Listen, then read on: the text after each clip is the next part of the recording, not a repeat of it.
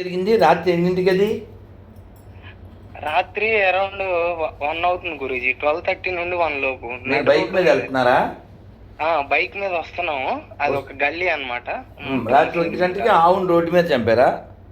ఆవును రోడ్డు మీద కోసి ఆ తోలు అనేది తీస్తున్నారు అనమాట. అంటే మీరు వచ్చేసరికి చంపబడి ఉందా, మీ ముందే చంపారా? చంపబడే ఉంది. దాని తోలు తీస్తున్నారు, తినాలిగా మరి. ఇప్పుడు రాక్షసులకు ఆహారం ఏంటి? మనుషులు లేదా జంతువులు? అవును గురూజీ. వీళ్ళు రాక్షసులు కాబట్టి జంతువులు తినకపోతే వాళ్ళ మతం ఒప్పుకోదు. ఒక ప్రాణిని బాధ పెడితేనే వాళ్ళ పండగ అవుతుంది. అది వాళ్ళ మతం, వాళ్ళ పుస్తకం. మొన్న చూడు, ఆ సూర్య అనే అబ్బాయిని స్నేహితులని చెప్పుకునే పందులు, రే నీకు తెలుసా మేకని ఎలా బలిస్తారో, నువ్వు చూస్తావా అని వాడిని పిలిచారు, వాడిని పొడిచారు, వాడిని చంపారు. కాబట్టి వాళ్ళ నుంచి నువ్వేం ఎక్స్పెక్ట్ చేయడానికి ఏం లేదు, వాళ్ళు అలాగే ఉంటారు. నువ్వే మారాలి. మారడం అంటే ఏం లేదు, జనబలం, జ్ఞానబలం, ధనబలం, అధికార బలం ఇవి పెరగాలి, ఇవి పెంచుకోవాలి. ఐబ్రో అని ఐబ్రోస్ ఎగరేసి తిరిగే అదోలకి ఇవన్నీ ఎలా సాధ్యం అవుతాయి? అంటే నిండు కాదు నేను అందే. ఓకే అర్థమైంది గురూజీ. మనం మారాలంతే. వాళ్ళు అలాగే ఉంటారు. లండన్లో అయినా, ఫ్రాన్స్లో అయినా, పాకిస్తాన్లో అయినా, హిందుస్థాన్లో అయినా పందులు అలాగే ఉంటాయి. You cannot change a pig into big. నువ్వు మారాలి. మొన్న ఎక్కడో మహారాష్ట్రలో పంది పిల్లని తీసుకుని వెళ్ళారు బజార్లోకి. అక్కడ పందులు ఎక్కువ ఉండే ఏరియా. కాబట్టి హిందువులు మాటల్లో లేకపోతే తర్కంలో మాట్లాడి వాళ్ళని మార్చడం అలాంటివి ఏం జరగవు. కేవలం బలము. వాళ్ళకి స్ట్రాటజీ ఉంది. జనబలాన్ని పెంచుకోవడం ద్వారా అధికారాన్ని సంపాదించి తద్వారా వాళ్ళ పుస్తకాన్ని అన్ని మస్తకాల్లోకి ఎక్కించాలి. ఇప్పుడు బొక్కుంటే చాలు, అది అక్కదైనా కుక్కదైనా చెక్కదైనా అనుకునేటువంటి జాతి కదా. అవును గురూజీ. ఇప్పుడు వాళ్ళ పుస్తకంలో 10 మంది గొప్ప ఆడవాళ్ళ గురించి అడిగాను నేను. చెప్పారా ఎప్పుడైనా ఎవరైనా? ఒక్కళ్ళు కూడా.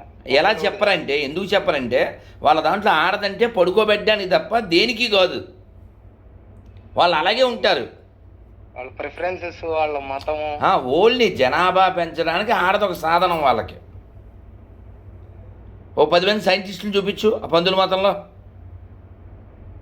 వాళ్ళకి తెలిసిన విద్య ఒకటే, కింద పైన, కింద పైన, కింద పెట్టడం, పుట్టడం, తద్వారా పైన ఆక్రమించడం, ఇంతే. కానీ మనం మారాలి. భగవద్గీత ప్రచారం గావించబడాలి, రామాయణం ప్రచారం గావించబడాలి, భక్తులు పెరగాలి. నీకే భక్తి లేదు, నీకే భగవద్గీతలో 5 అధ్యాయాలు పేర్లు చెప్పలేవు. నువ్వు మీన్స్ ఏ కామన్ హిందువులు మారితే సెట్ అవుతాయా? మారట్లేదు కదా గురూజీ. రాత్రి మేము ముగ్గురు ఉండి కూడా కనీసం ఆగి ఒక మాట కూడా మాట్లాడలేకపోయాం. అక్కడ ఏముంది అని ఉండాల్సింది. మిమ్మల్ని కూడా వేసేస్తారు.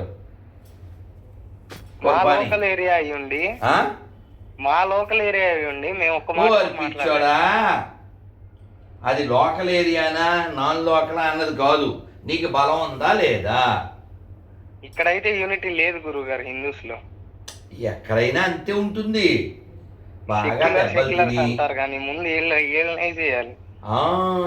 ఇది నేను హిందీలో చెప్పాను, నువ్వు తెలుగులో చెప్తున్నా అంతే. హిందీలో ఏమని చెప్తారంటే, హిందుస్థాన్కి శత్రు కిరస్తానీ నై పాకిస్తాన్ నై, సిర్ఫ్ హిందుస్థానీ. ఇప్పుడు నువ్వు వాళ్ళని ఏమి కొట్టక్కర్లే, తిట్టక్కర్లే. నువ్వు కనీసం లత్కోర్గాడివి. వాళ్ళకి నుంచి దూరంగా ఉండాలి. వాళ్ళ దగ్గర కొండం మానేయాలి, వాళ్ళ దగ్గర తినడం మానేయాలి. ఆల్మోస్ట్ మానేశాను గురూజీ. మన హిందూ కిరాణా స్టోర్స్ లోనే కొంటా, తినాలన్నా అక్కడే తింటా. ఆ మాత్రం మార్పు వస్తే ఒక అడుగు ముందు పడ్డట్టే.